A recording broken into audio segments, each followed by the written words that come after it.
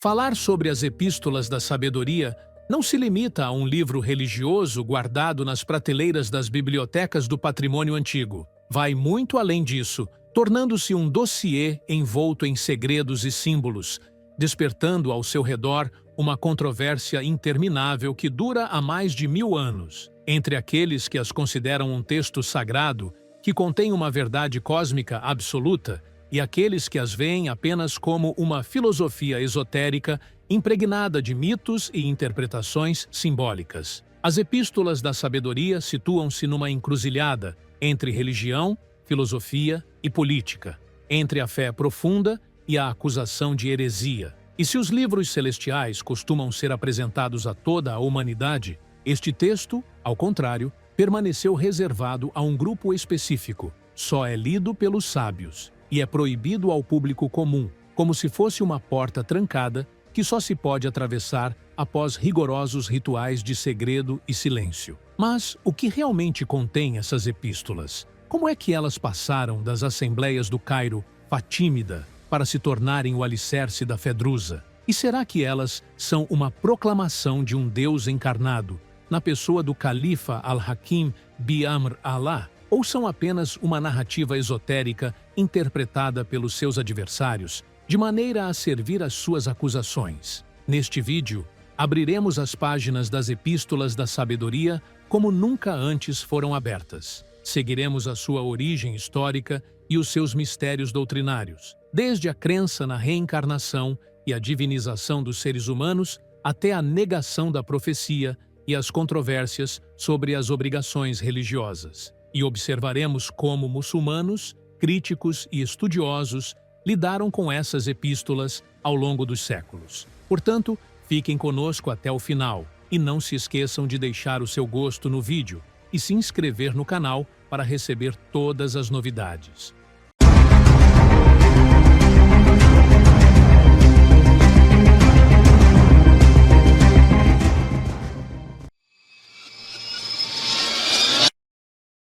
Quando falamos sobre as Epístolas da Sabedoria, que às vezes são conhecidas no meio acadêmico e midiático como leitura das lições, entramos diretamente no coração da chamada drusa, que surgiu em circunstâncias políticas e religiosas extremamente complexas. Esta chamada emergiu no Cairo fatímida entre os anos de 1016 e 1017 d.C., especificamente sob o governo do enigmático e controverso califa Al-Hakim bi-Amr Allah. Este contexto histórico não é um detalhe irrelevante, pelo contrário, é a chave para compreender a natureza dos textos religiosos drusos, posteriormente chamados de Epístolas da Sabedoria. O ambiente intelectual do Cairo fatímida na época era uma mistura de correntes, uma base ismaelita esotérica consolidada, aberta ao pensamento filosófico e sufista, com conflitos políticos dentro do palácio fatímida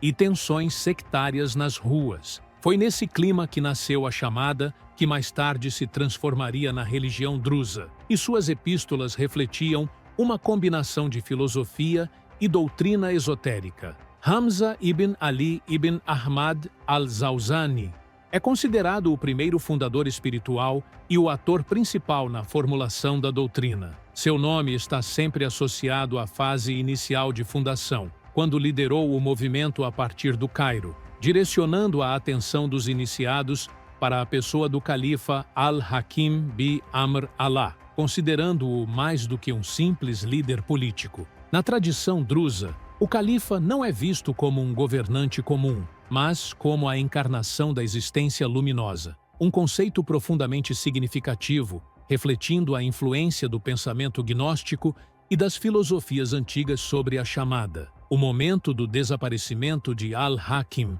bi-Amr Allah em 1021, correção histórica, corresponde a 1021 d.C., marcou um ponto de virada crucial na trajetória da doutrina. Enquanto as fontes islâmicas tradicionais registram seu desaparecimento como assassinato ou enigma político, os drusos acreditam que o califa não morreu, mas entrou em um estado de ocultamento longe dos olhos humanos, retornando no fim dos tempos como o Salvador. Este conceito conferiu à doutrina drusa uma dimensão metafísica própria, ligando os textos das epístolas da sabedoria a uma visão eterna do tempo e da história. Outra figura central no estabelecimento da chamada foi Baha al-Din al-Muqtana, cujo papel surgiu após o desaparecimento do califa. Ele assumiu a tarefa de coletar e compilar os textos, e graças a ele, as epístolas da sabedoria nos chegaram como um registro religioso completo,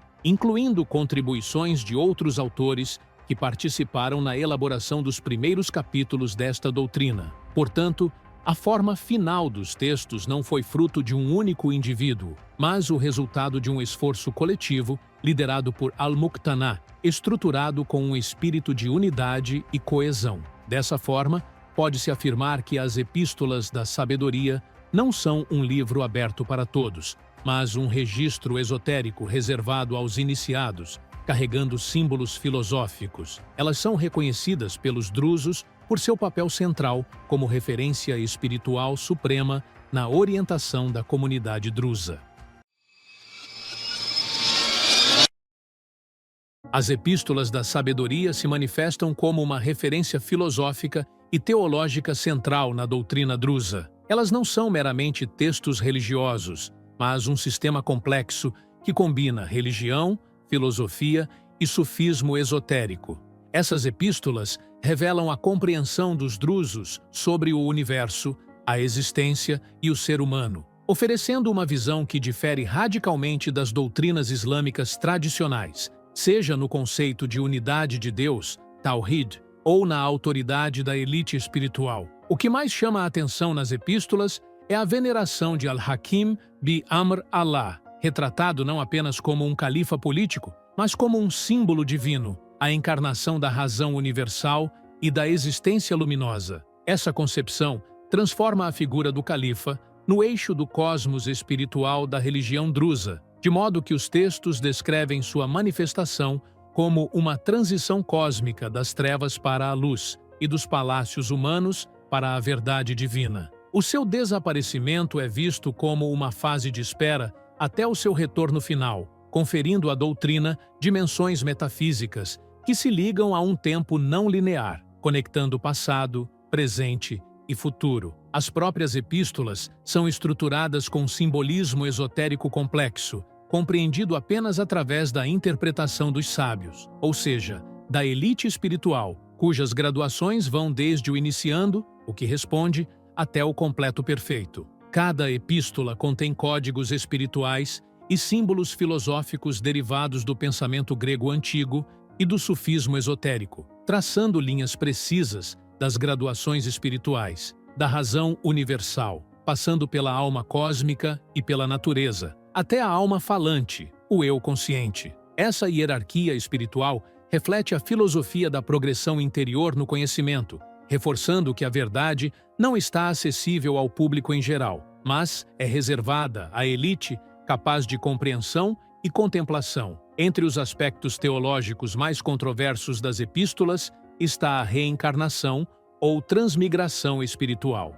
Acredita-se que a alma seja imortal e retorne a se manifestar em um novo corpo, de acordo com as boas ou más ações realizadas pelo indivíduo. Essa ideia distingue os drusos de outros ramos do Islã. As epístolas também mostram a influência das filosofias indianas e esotéricas na formação da doutrina. Além disso, redefinem os deveres religiosos tradicionais, considerando que oração, jejum e caridade não são apenas obrigações externas, mas símbolos de ações esotéricas e intenções espirituais internas, por meio das quais se alcança a compreensão profunda da verdade. As epístolas negam igualmente a profecia final de Muhammad. Por exemplo, o profeta Shu'aib é visto como o último dos profetas, enquanto Moisés, Jesus e Muhammad não são considerados profetas, mas depositários do conhecimento, uma concepção chocante em relação à doutrina islâmica.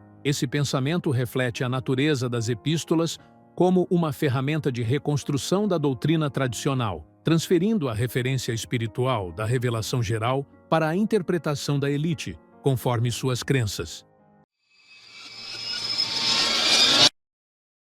A reencarnação, ou o que é conhecido como a transmigração das almas, constitui a pedra angular da doutrina drusa, assim como um elemento essencial na definição da identidade religiosa e social da comunidade. Essa crença não é considerada apenas uma ideia filosófica teórica, mas sim uma prática espiritual e uma doutrina de vida profundamente enraizada no pensamento druso, estreitamente ligada ao conceito da alma interior e ao seu percurso através dos diferentes mundos. De acordo com estudos de campo e pesquisas acadêmicas recentes, como aquelas conduzidas pela Universidade de Tel Aviv e pela Universidade Hebraica de Jerusalém, a crença na reencarnação entre os drusos é utilizada como um instrumento para formar a identidade étnico-religiosa, especialmente entre os jovens drusos. A alma é vista como transitando por múltiplos corpos,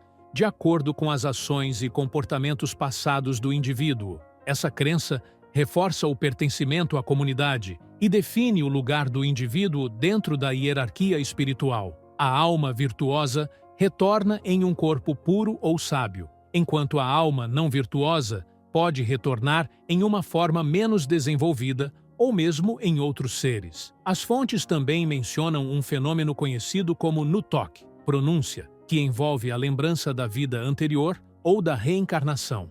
Alguns indivíduos relatam experiências pessoais que vinculam a uma vida passada. Essas experiências são usadas como meio de aprofundar a compreensão espiritual e adquirir conhecimento esotérico, ajudando a ensinar o indivíduo sobre como trilhar o caminho do conhecimento interior dentro da comunidade. Esse conhecimento não é considerado acessível ao público em geral, mas é reservado àqueles que alcançaram determinado nível espiritual, ou seja, aqueles que possuem a capacidade de compreender os símbolos dos segredos e das verdades espirituais. A prática da reencarnação está intimamente ligada à divisão dos graus espirituais entre os drusos. A jornada começa com o respondente, que entra na comunidade, segue para o sábio, a quem é revelada parte dos segredos, e culmina no perfeito completo, que compreende os mais altos níveis da alma e do conhecimento interior. Esse processo espiritual não é medido em anos ou por educação formal, mas sim pela capacidade de contemplação e pela compreensão simbólica dos textos sagrados, permitindo a interação com o eu espiritual de maneira a refletir uma compreensão profunda da existência e da alma humana. Do ponto de vista da pesquisa científica, a reencarnação entre os drusos é um exemplo único de integração de crenças esotéricas com filosofia espiritual, combinando experiência pessoal gradual e rituais secretos com uma construção doutrinária que distingue a elite espiritual do público geral. Além disso, essa crença confere ao indivíduo uma responsabilidade contínua por suas ações, cultivando um senso de equilíbrio ético e espiritual, pois conecta duas ou mais vidas, de modo que cada experiência se torna uma lição ou uma oportunidade de purificação espiritual.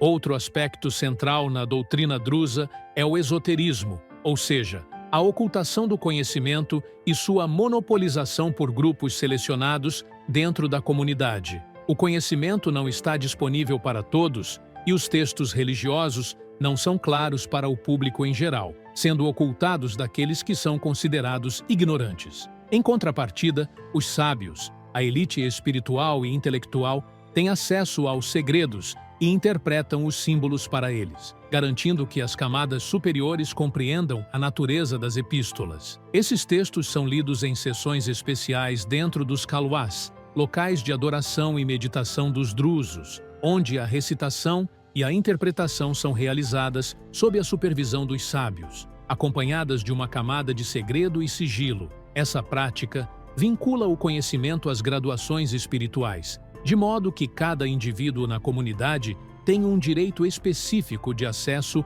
aos segredos das epístolas da sabedoria, de acordo com seu nível de preparação espiritual e intelectual. O esoterismo revela uma distinção rigorosa entre aqueles capazes de compreender os significados esotéricos e aqueles que estão fora do círculo de compreensão, refletindo a natureza da hierarquia religiosa. Isso confirma que a doutrina drusa se baseia na retenção do conhecimento dentro de um âmbito limitado, garantindo que os símbolos e os textos permaneçam preservados e protegidos de interpretações superficiais.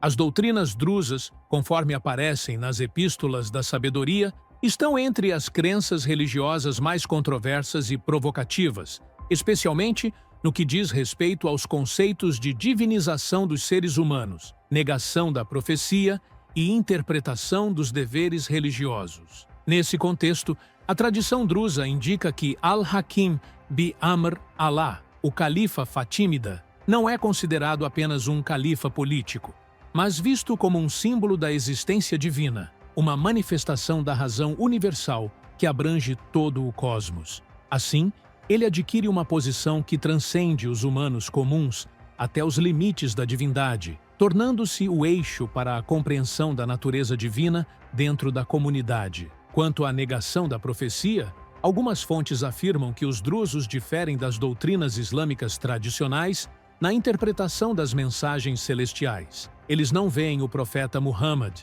paz esteja sobre ele, como o selo dos profetas no sentido convencional, mas consideram os profetas anteriores como modelos simbólicos ou depositários do conhecimento espiritual. As religiões anteriores são vistas como etapas preparatórias para revelar as verdades esotéricas profundas que se manifestaram em Al-Hakim bi-Amr Allah. Essa crença colocou os drusos em posição crítica frente aos juristas muçulmanos, que consideram a negação ou reinterpretar da profecia um desvio da doutrina islâmica. Pesquisadores contemporâneos destacam que essa interpretação é um tema de debate nas análises acadêmicas sobre profecia e os ensinamentos esotéricos. Em relação aos deveres religiosos, como oração, jejum e caridade, as epístolas drusas apresentam essas obrigações mais como símbolos esotéricos do que como atos exteriores obrigatórios para todos. A tradição drusa sustenta que a prática externa das obrigações religiosas não alcança o objetivo espiritual completo,